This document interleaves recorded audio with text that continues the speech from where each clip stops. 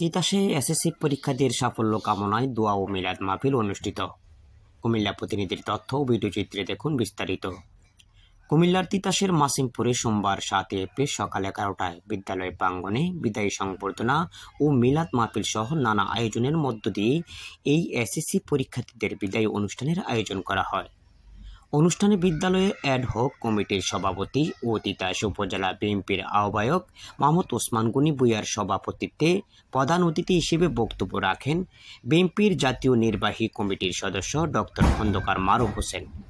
প্রধান অতিথি হিসেবে বক্তব্যকালে শিক্ষার্থীদের উজ্জ্বল ভবিষ্যৎ কামনা করে বলেন, তোমরা এই দেশের ভবিষ্যৎ, সবাই ভালোভাবে পরীক্ষা দেবে। এখান থেকেই দৃঢ় মনোবল নিয়ে নিজেকে উচ্চ শিক্ষায় শিক্ষিত করার প্রচেষ্টা চালিয়ে যেতে হবে। শিক্ষার্থীদের উদ্দেশ্যে তিনি আরও বলেন, তোমরা এই প্রতিষ্ঠানের মেধাবী সন্তান। আমি আশা করি তোমরা সততার সঙ্গে পরীক্ষা দিয়ে বিগত বছরের তুলনায় ভালো ফলাফল করবে। তোমাদের সাফল্য বিদ্যালয়ের সুনাম আরও বাড়বে।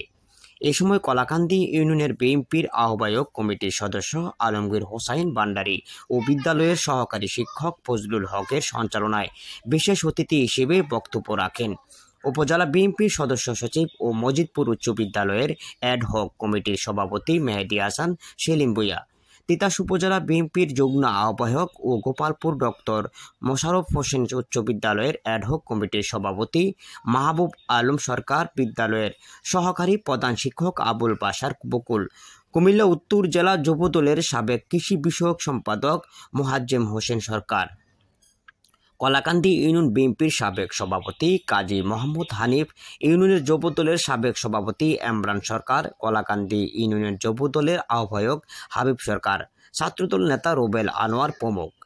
এছাড়াও আরও উপস্থিত ছিলেন উপজেলা বিএনপির যুগ্ম আহ্বায়ক কাজী কবির হোসেন সেন্টু, হাজী মকবুল হোসেন, ডাক্তার গোলাম মুহিউদ্দিন জিলানী, আক্তার ব্যাপারী, সাবেক যুগ্ম আহ্বায়ক হাজী মোবারক হোসেন মোল্লা, উপজেলা মহিলা দলের সভাপতি রুবি ইসলাম, উপজেলা যুবদলের সিনিয়র যুগ্ম আহ্বায়ক আবুল খায়ের টিপু, স্বেচ্ছাসেবক দলের আহ্বায়ক ফারুক আহমেদ, শ্রমিক দলের আহ্বায়ক সাইমুল ইসলাম আখন্দ, কৃষক দলের আহ্বায়ক শাহজাহান সওদাগর, জাসাসের আহ্বায়ক সামির হোসেন ও ছাত্র দলের আহ্বায়ক ফাহিম সরকার সহ বিদ্যালয়ের শিক্ষক, অভিভাবক ও এলাকার গণ্যমান্য ব্যক্তিবর্গ।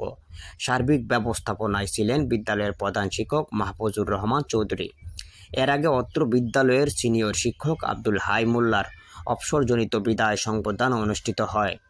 এ সময় বিদ্যালয়ের সকল শিক্ষকবৃন্দ, ম্যানেজিং কমিটির সদস্যরা তাকে সম্মানসূচক ক্রেস্ট উপহার তার হাতে তুলে দেন।